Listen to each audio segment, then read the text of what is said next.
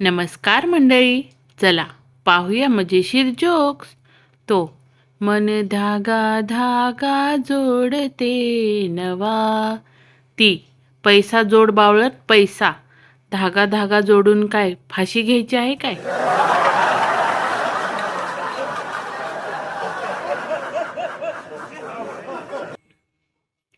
एक बैंक में डाका पड़ा. डकैत ने नोट बटोरे और जाते जाते एक व्यक्ति के कनपटी पर पिस्तौल अड़ाकर पूछा, क्या तुमने मुझे बैंक लूटते देखा है? उस व्यक्ति ने हाँ कहने पर उसने उसे गोली मार दी. वह वही ढेर हो गया.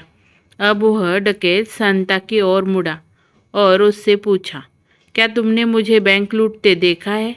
संता बोला, नहीं जी, मैंने तो आपको बैंक लूटते नहीं देखा. फिर बगल में खड़ी अपनी बीवी की ओर देखकर कहा, इसने जरूर देखा है.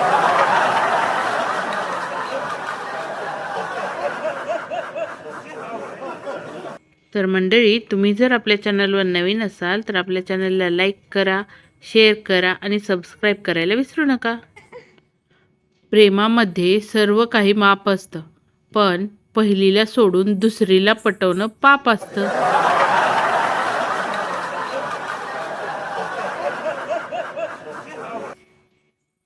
शुक्र है व्हाट्सएप हिंदी में नहीं है, वरना लास्ट से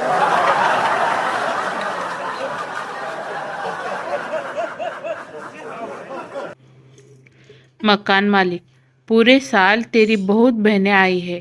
अगर रक्षाबंधन के दिन नहीं आई तो बेटा कमरा खाली कर देना.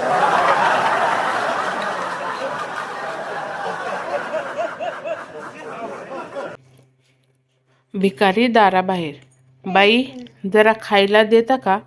बाई, 2 मिनिटे थांबा. भिकारी, चायला पळा. बाई, मॅगी देते वाटतं.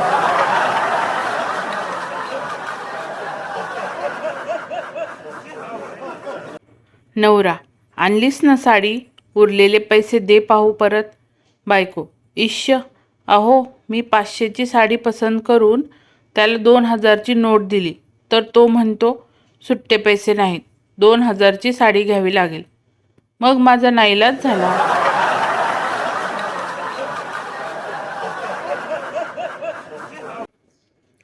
आजारी नवऱ्याला हॉस्पिटलमध्ये भरती केल्यावर डॉक्टरने त्याच्या बायकोला बोलावून विचारलं, पेशंटचा मेडिक्लेम आहे का, ज्यामुळे त्यांचं ट्रीटमेंट चांगलं होईल आणि तुम्हाला पैशाची चिंता राहणार नाही.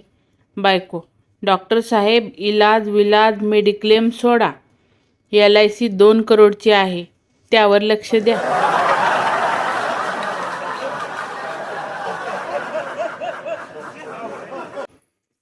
बायका गाडीवर बसल्यावर नवऱ्याच्या मांडीवर हात का ठेवतात? कारण नवऱ्याच्या खिशातली तंबाखू आणि चुना डबी रस्त्यावर पडू नये म्हणून. शेवटी प्रेम प्रेम असतं.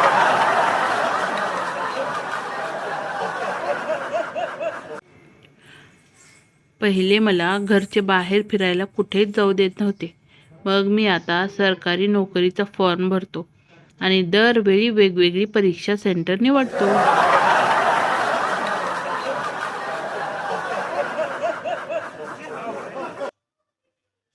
Railway station enquiry counter. गृहस्थ, काय हो, तुमच्या गाड्या जर नेहमीच उशिरा येतात तर हे वेळापत्रक का लावले आहे? कर्मचारी, साहेब, जर गाड्या वेळेत येऊ लागल्या तर तुम्ही परत विचाराल, हे वेटिंग रूम कशाकरता बनवले?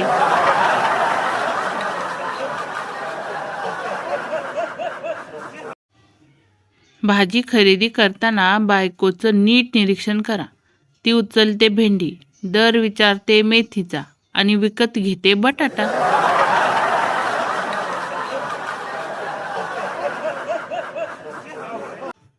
टॉयलेटची चप्पल आणि सोशल मीडियावरचं प्रेम कोणा एकट्याच्या कधीच मालकीचं नसतं.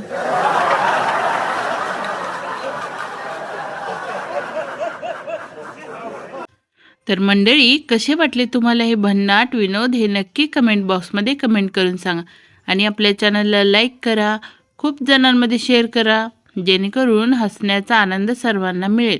आणि हो, सबस्क्राईब करायला तर अजिबातच विसरायचं नाही. तर भेटूया पुढच्या एका अशाच भन्नाट एपिसोडमध्ये. तोपर्यंत हसत रहा, मजेत रहा. धन्यवाद.